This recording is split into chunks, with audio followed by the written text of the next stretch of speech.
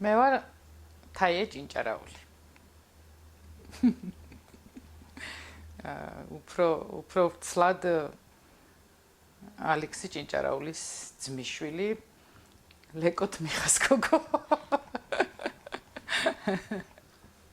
ლეკო იყო ლეგენდარული კაცი. დიახ, ხევსურეთში საკმაოდ ცნობილი და მართალი სიტყვის თქმელი კაცის სახელი ჰქონდა ლეკოს. იყო ესეთი შემთხვევა, რომ როდესაც ვერ მორიგდებოდნენ ხოლმე რაღაცა სადაო საკითხში, ეტყოდნენ ხოლმე, რომ ბოლო ვარიანტი იყო, რომ ლეკოს უთხარითავ და ის მოგიგვარებთო მაგ პრობლემასო რა, ყველა ენდობოდა და იცოდნენ, რომ ძალიან სამართლიანი ადამიანი იყო, მოკლედ და ის რო იტყოდა, ის შესასრულებელი ამბავი იყო. ლეკოს ყავდა ძმები, ხო? კი. ყავდა ორი ძმა. ლეკოს აი ცნობილი ამბავი ტყვეს რო წამოიყვანენ ქისტეთიდან. აი ცნობილი ამბავი გარვიც და შეიძლება მოყვება ამბავი. ხო, რა თქმა უნდა შემიძლია. ქისტეთის ერთ-ერთი სოფლის მოკლედ მკვიდრებმა გაულალეს ცხვარსაქონი ხევსურებს და მოკლედ რაღაცა ამ სირცხვილის ესე მოწმენდა ძალიან მნიშვნელოვანი ამბავი იყო მთაში. თუ ამას არ გააკეთებდნენ ხან ქალებიც ლექსებს და სიმღერებს გამოუთქვამდნენ ხოლმე ამ სახუმარო ამბავზე და ეს ძალიან ძიმე იყო შატილიონი ვაჟკაცებისთვის და მოკლედ აი ლეკოს ძმამ გადაწყვიტა სწორედ მიხამ რომ რაღაცა როგორც არ უნდა საშუალებით მოკლედ ეს თავისი რაც წაიღეს ნადავლი დაებრუნებინათ უკან და ამ დროს ლეკო იყო პატარა 16-17 წლის და მისი ჩუმად მოკლედ ისე რომ არავისათვის არ უთქვამს მიხას 4 უნდა წასულიყვნენ და ამ 4-დან 2 სწორედ ვისაც თავს დაესხნენ და გაულალეს ეს საქონი ის 2 იყვნენ და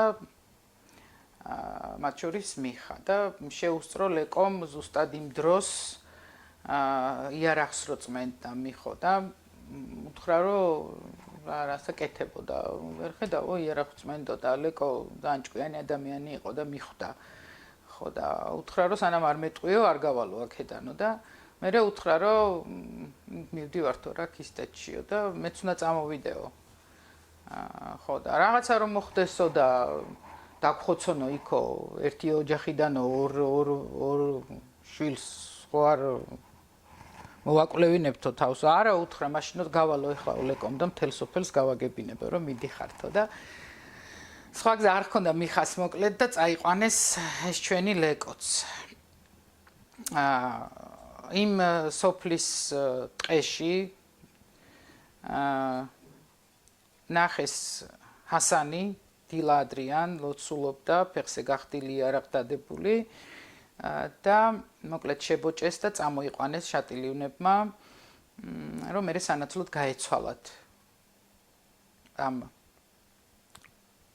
ნაკურდალ მოპარულ ნაყაჩაღარ ნადავლზე და გზა წამოვიდნენ არა რაღაცა ვაკედ ტყედ რბილი ადგილებიდან რომ შეიძლებოდა მდევარი გამოყოლოდა და ამიტომ სულ მთა იარეს და ეს სიპებზე მყინულებზე მოკლედ ეს ქისტი ტყვე წეღან როგორც გითხარით ფეხშიშველი იყო და ლეკომ თავისი დოლბანდები გაიხადა და უთხრა რომ ჩაიცვიო და იუკადრისა ქისტმა და თან უთხრა რომ შენო როგორ ივლიო მერეო რა ფეხშიშველიო და მიხამ უთხრა რომ ესო ბალღობიდანო ობლობაში არისო გაზრდილიო და მიჩვეულიაო ფეხშიშველი სიარულსო და ხო და მოკლედ ჩაიცვიო. შენ კიდე ისიც გეყოფაო რო ტყვეხარო. და მოკლედ შატილამდე ლეკომ აი იმ გზებზე ფეხითი არა, ფეხში შველმაი არა, უფრო სწორედ და მე რამდენიმე თვე ძვლამდე იყო თურმე ჭრილობები დასული და რამდენიმე თვე უპოხდნენ ერბოთი და რაღაც ესეთი ხალხური საშუალებებით და მოყინვას გადაურჩა მოკლედ და ფეხის დაკარგვას აი ასე და მე პატარა ლირიკულ გადახოვას გავაკეთებ ეს ჩვენი ტყვე და ლეკო დაძმობილდნენ, დამეგობრდნენ, როგორც ჩანს, მადლიერი იყო ძალიან ეს კისტი და მერეც კაი ხანს გააგრძელეს მოკლედ ეს მეგობრობა. წამოიყვანეს ეს ჩვენი ტყვე და შეუთვალეს იმ სოფელს, კისტების სოფელს, რომ აი ჩვენ ყავს თქვენი თანამემამულე, თანამესოფლე და დააბრუნებთ და დაგიბრუნებთ. მოკლედ და შეუთვალეს ესე შატილივნებმა და ერთ დილას მიხარო გამოვიდა სახლიდან ეს ჩვენი ჰასანი ტირის გაგიჟდა მიხა ეგონა რომ ვიღაცამ შეურაცხყოფა მიაყენა იმიტომ რომ საუკეთესო საჭმელი ჰქონდა ჰასანს საუკეთესო პირობებში ყავდათ და პატივში ყავდათ მინდა გითხრათ და ნაგატირებსო უთხრა და ხატისკენ ჯვარხატისკენ სადაც ხევსურები ლოცულობენ იქითკენ გაიხედა და ჰასანის მამის მკვლელს ყავდა მოყვანილი კურატი წესი იყო ესეთი ხევსურეთში რომ თუ კი შესარიგებლად სანამ ვინმე დილით გამოვიდოდა მევალე ასე ვთქვათ მკვლელობის მევალე შეიყვანდა ხატში მოკლედ საკლავს უნდა ეპატიებინა და ესე აიხსნებოდა ეს ამბავი რომ ანუ ხატის კისერზე იყო, ანუ ხატი აგებდა, ღმერთი აგებდა ამაზე პასუხს და ეს წესი როგორც ჩანს ქისტებმა ძალიან კარგად იცოდნენ ხევსურების და ჰასანმა სთხოვა მიხას რომ არ მისცეო ჩემი თავიო მაგათო თორე იძულებული ვიქნებიო რომ მამის მკვლელსო სისხლი შევარჩინო და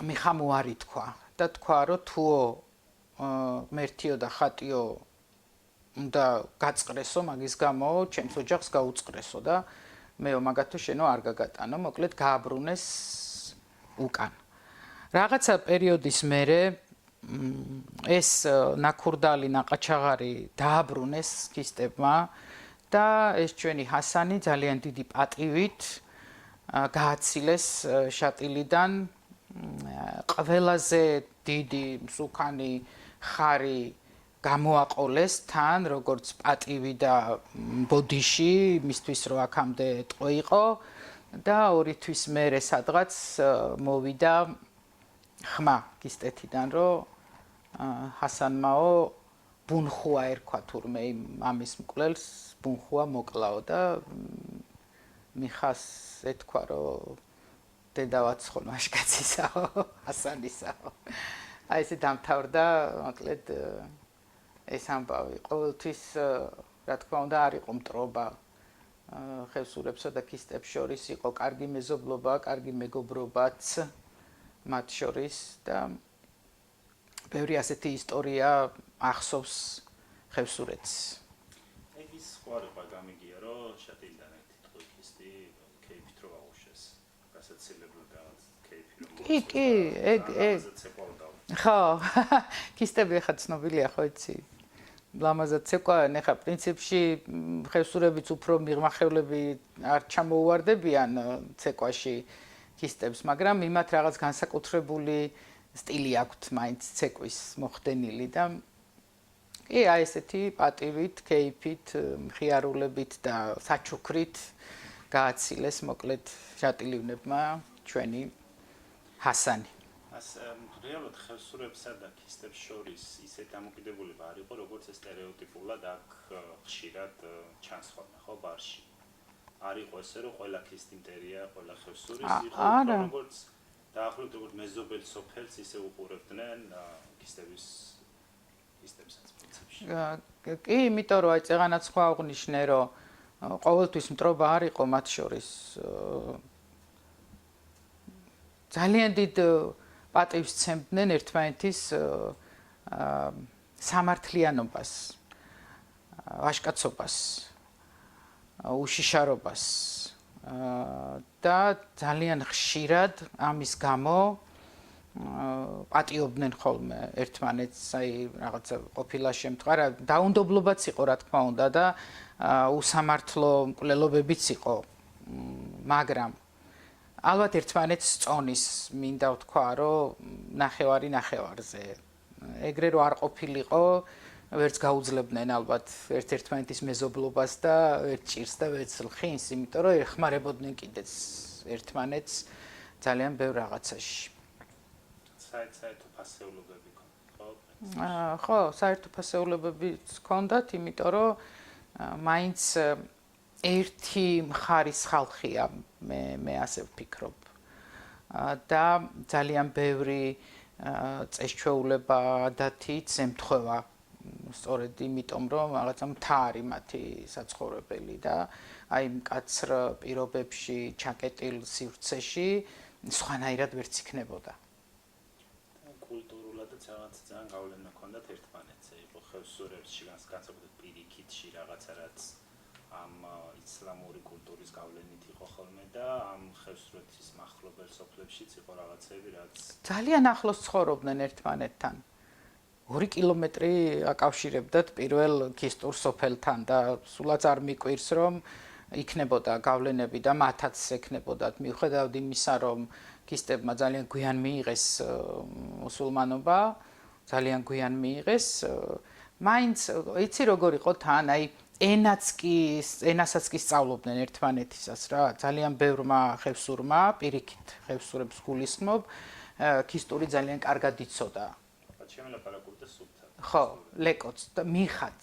აი მამა ჩემის ბიძა, ხო, აი რაღაცნაირად ეთყობა სწავლობდნენ იმიტომ ძალიან ისეთი მარტივი გაგებით, რომ უნდა გაეგოთ ერთმანეთის ქისტებმაც იცოდნენ ხევსურული, უფრო ხევსურული, ვიდრე ვთქვათ, ვერ ვიტყოდი რომ ლიტერატურული ქართული, ანუ ხევსურები რა ენითაც და რა კილოთიც საუბრობდნენ და კომუნიკაცია ამიტომ იყო ძალიან კარგად მექიაბებმაც იცოდა ქისტური ძალიან ბევრი რაღაცა ჩემს ბავშვობაში ჩვენც გვასწავლდა ხოლმე თვლას მაგალითად მამა ჩემის დედა გოგოჭურების ქალი იყო გუროელი ქისტებსა და ხევსურებს შორის შეუღლებაც ხშირად ხდებოდა ხშირად მე ვიტყოდი რომ არ ხდებოდა ხშირად არ ხდებოდა მაგრამ თუ ხდებოდა შეუღლება ხშირად იცი რა ხდებოდა მოტაცება ხდებოდა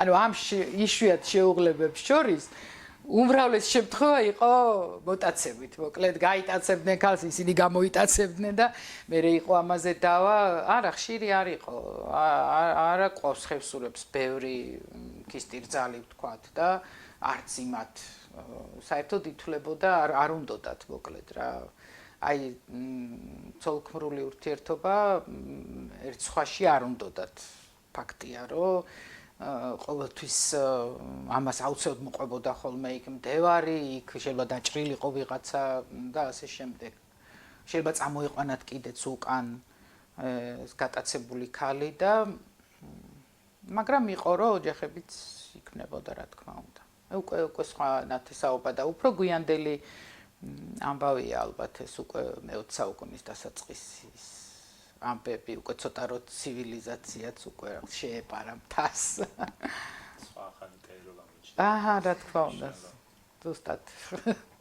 ლეკოს ერთ-ერთი ძმა იყო, მგონი ძალიან მუხლმაგარი. ზოგადად ამათ ჯიში ჰქონდათ მუხლმაგრობის მართლა.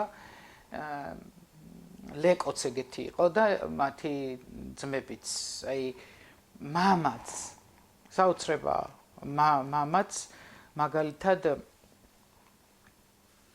აი შეეძლო მამას თურმე რომ შატილისთან გაქცეული ქაჩუზე გაუჩერებლად ასულიყო სირბილით.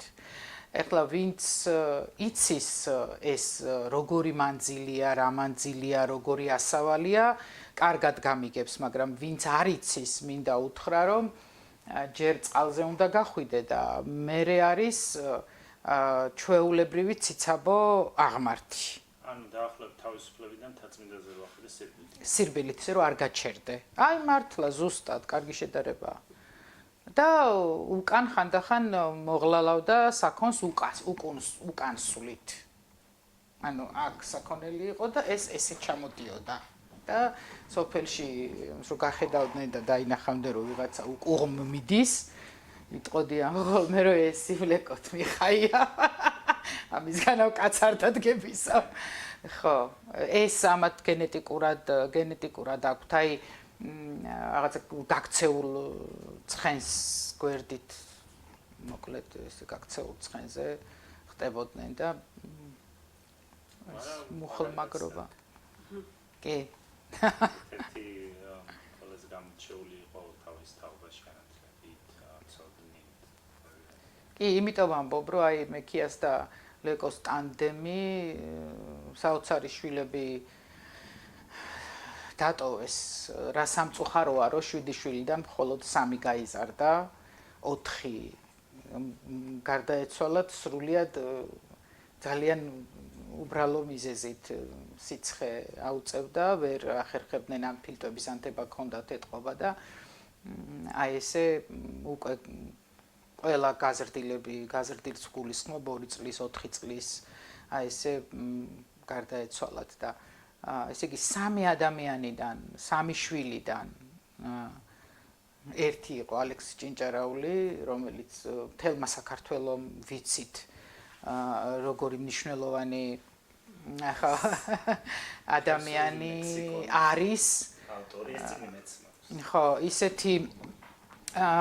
ისეთი შრომები დატოვა, რომ ამას ვერავინ ვეღარ გაიმეორებს. და რომ არა ალექსი ჭინჭარაული და ლექსოს რო არ დაეტოვებინა მაგალითად ხევსურული ლექსიკონი, ხო? ეს დაკარგული იყო. იმიტომ რომ უკვე დღეს ძალიან სამწუხაროდ ძალიან ცოტა მიცის ხევსურული დიალექტი, რომელზეც საუბრობდნენ ჩემი მამაც უკვე. აი ყველაზე ახლოს ვინც მყავს, არათუ მისი წინაპრები და ამიტომ არის ძალიან მნიშვნელოვანი საქართველოსთვის. მეორე იყო მამა, რომელიც მართლა ძალიან განათლებული ადამიანი იყო და ძალიან ჰუმანური და მოსიყვარულე იყო ადამიანების. ის მინდა განსაკუთრებულად აღვნიშნო, იმიტომ რომ აი ჩვენც შვილებიც აი ამ გარემოში გაგვზარდა, რომ თავარი იყო ადამიანი მისთვის და მათ ჩვენც ეს თვისებები გვაქვს და მესამე და ამათი მარიემ ჭინჭარაული დღესაც ცოცხალია და არის 94 წლის სრულიად ნათელი გონებით და ღმერთს ვთხოვ რომ კიდე დიდხანს აცოცხლოს. ახსოვს ვესტუმროთ რა სანამ მართლა იცი როგორი ამბები ახსოვს, აი ახსოვს საოცარი ამბები, რომელიც აი რამდენჯერ ესე რომ დაგეგმავ რომ აი წავალ ხა ჩავიწერ ყველაფერს და ვერ ახერხებ და მე ვიცი მე ამას რა მოყვება რა. მე ვიცი მე ამას რა მოყვება, რომ სინანული იქნება თუ ვერ წავედი და ეს ვერ გავაკეთე. საცხოვრებს. ნორიოში. ხო, მიხაშა და ლეკოს ურთიერთობა ის იყო, რომ მიხა იყო ძალიან მარღვიელი და ცელქი, პატარა და ალბათ ვერ დაიჯერებს მე როგორ მიხასაც იცნობდნენ ადამიანები, დინჯს, გაწონასწორებულს, რომ პატარა ესეთი საშინელი მარღვიელი იყო მოკლედ რა. აი ესეთი ამბები აქვს ჩატარებული, რამდენჯერმე როგორ გადარჩა, არავინ არ იცის და ლეკო იყო ამის საწინააღმდეგოდ უმკაცრესი პიროვნულადაც და მამაც ძალიან მკაცრი იყო და სულ მე ქიაბებო გვყვებოდა ხოლმე რომ სუცდილობდა რომ გაერიდებინა ეს მიხა, იმიტომ რომ იმდენჯერ მოხვდა მამისგან რომ მებრალებოდა უკვე და ხო და ერთხელ იყო ეგეთი ამბავი რომ ეს მე ქიაბებო ხინკალს აკეთებს ახვევს და დალაგებულ მოსახარშად ჩასაყრელ ხინკლებს ეს мама მიადგამს თითს ერთს კარგად რა ეს რომ შეიჭყლიტება ჯერ ემას შევსჭამო მერე მეორეს მიადგამს მემრე ემას შევსჭამ მემრე ემას და გადადის ამ გაკეთებულ ხინკლებზე ჯერ ჩაყრილერა და აზიანებს და თან ეს თითის დადებით და ხო და მე ქიამ თქვა რომ მივხვდიო უკვე როლეკო პრასტებოდაო და ნუ თქვამს რომ დადეგი მიხავ და არ გაიგონა მიხამ და ხო და რაღაც მომენტში ლეკო ეხლა და უთხრა იმას შაშჭამავ და კარგად შემოსცხო თურმე მიხას მაგრამ მინდა გითხრა რომ ესენი არ აშინებდა მიხას კიდე ახალ რაღაცა მაიმუნობებს იგონებდა ხოლმე ახლა ეს ერთ სახალისო და მე შენ მაძახურა ხო მაძახურა რატომ მაძახურა აი საოცარი ამბავია რატომ მაძახურა ესე იგი ეს პატარ-პატარა ნოველების წერა რო დავიწყე როცა ჩემი მიზანი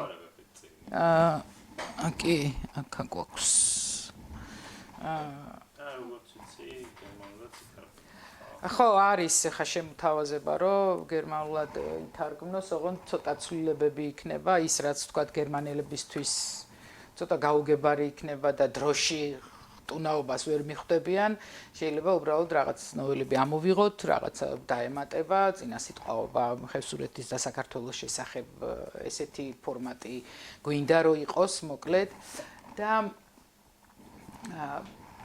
მიზანი ამ პატარ-პატარა ნოველების წერის იყო ის რომ ის ამბები რაც მე აი ჩემი მამბიძასგან ბებოსგან პატარაობიდანვე რა გარემოშიც ვიზრდებოდი რაღაცნაირად არ მინდოდა რომ დაკარგულიყო და ეს იყო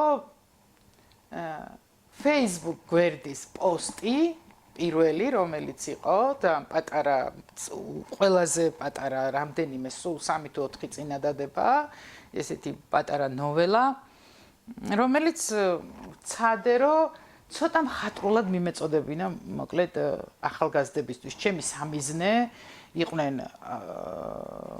ხევსური და არა მარტო ხევსური ახალგაზრდები რომ დაენახათ რა იცი რომ აი ეს ამბები სადღაც მე-19 საუკუნეში სადღაც ადრე კი არ ხდებოდა აი აგერ ჩვენს დროში ჩვენს სინამდვილეში იყო და უკეთ მინდოდა რომ გაეცნოთ ეს კუთხე ხევსურეთი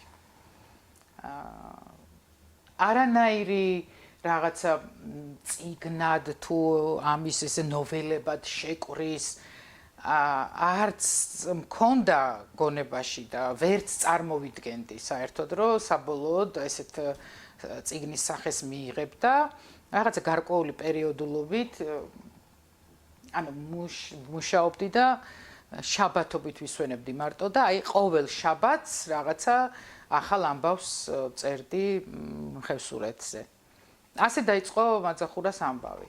რაღაც რაოდენობა რომ მოგროვდა, მე მეგობრებმა, ოჯახის წევრებმა, ახლობლებმა ყველამ ერთი და იგივე აზრი გამოთქვა, რომ ეს ერთად უნდა შეკრებილიყო, რომ არ გაფანტულიყო და მაშინ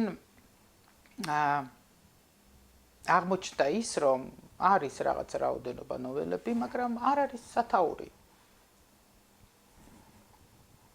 რაღაცა ვარიანტებს თქვათ მთავაზობდნენ, რომ რაღაცა ჩემი ბავშვობის ამბები და რაღაცა ხევსურეთის ამბები, რაღაცები და აი არა. და არ ვიცი, რაღაცა მომენტში აი რაღაც ისეთი წამიერი ის იყო გაელვება, აი ზუსტად მახსოვს ის მომენტი, რომ მაძახურა აქ თავისით მითხრა და მიძახა. რას ნიშნავს მაძახურა? მაძახურა არის ავისული ხევსურეთში, ისევე როგორც საქართველოს ძალიან ბევრ კუთხეში იქ ალი ჰქვია რაღაცა, ხო, ესე ხევსურეთში ჭინკა არის კიდე დასავლეთში. ხევსურეთში არის ესეთი მაძახურა. მაძახურას სქესი არ აქვს, მოკლედ, მისი მარტო ხმა გვესმის.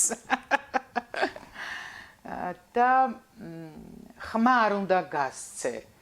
ახლობლის ხმით გეძახის სახელს, ესეთი მოკლედ ლეგენდაა და ხმა არ უნდა გასცე, არ უნდა გამოესაუბრო, თორე შეიძლება მერე ტვინი აგირიოს, სადღაც გადაგჩეხოს და რაღაც სუდს დაგმართებს მოკლედ და მე კიდე მაძახურამ პირიქით ძალიან კარგი კარგი ამბები მომიტანა და საბოლოო ჯამში ისე გამოვიდა, რომ აი იმ ამბებს, რომელიც ამ წიგნში წაიკითხავს მკითხველი, სწორედ მაძახურა უყვება. მე ბავშვობაში ხოლმე წარმოვიდგინე, რომ მაძახურა იყო ჩიტი. მართლა. მე წარმომედგინა, რომ მაძახურა იყო კოშკის რაღაცა კედლის უკან დამალული ძალიან პატარა შავი რაღაცა არსება. აი ზუსტად ეგეთი წარმომედგინა მაძახურა და რა თქმა უნდა ჩვენს ბავშვებს გვაშინებდნენ, რომ შებინდებისას არ აიარო იქა მაძახურა დაგიძახებს და მე კიდე სად არ უნდა გაკეთო? აი ურნატას. ეს არის შატილის კოშკების შუა ასასვლელი, მთავარი ქუჩა, მოკლედ და არა და სხვა ასასვლელი არ აქვს შატილის კოშკებს. ხაზებისთვის განსაკუთრებით. ხო და ეს რა ქვია, მოკლედ მე ძალიან ესეთი შიშარა ადამიანი ვარ, მაგრამ თან ამ შიშების დაძლევის დიდი წყურვილი მაქვს პატარაობიდანვე და აი სწორედ დაბინდებისას ჯინაზე, მაძახურას ჯინაზე ავდიოდი მოკლედ შატილის კოშკებში სიმღერით. სხვათა შორის ხევსურულ სიმღერებს უმღეროდი სულ. ჰა? არის ხევსური მომღერა. არა, ხო, ლეკოც მიხამაც არ იცოდა. არის ხომ ტირელი უფრო. სხვათა შორის, ხო, ძალიან სევდიანი ისინი აქვს, როგორც ისეთი არქაული სევდიანი ხმაც და მელოდიაც უფრო ხმაში იგრძნობა. აი მარიემსაც ჩემს მამიდას რომ მოусმინო, ზუსტად ეგეთი ხმა აქვს გაზრიალებს და